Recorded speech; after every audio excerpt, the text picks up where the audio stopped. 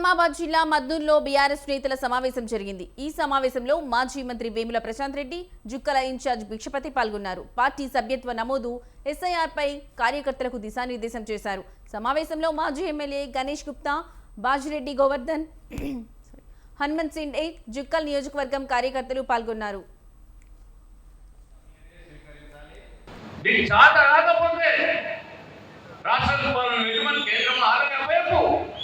అప్పుడు వాళ్ళ మీద పోరాడతాం మేము.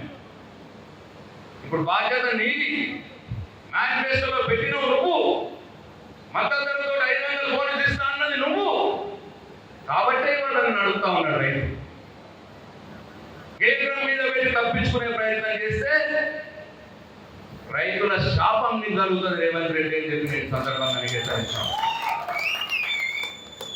ఆ జొన్నలు కూడా ఇప్పుడే చెప్తూ మనం 30 నుంచి 40 క్వింటాలు వండుతాయి ఎకరాలు, బట్ 10 క్వింటాలే కొంటాడు.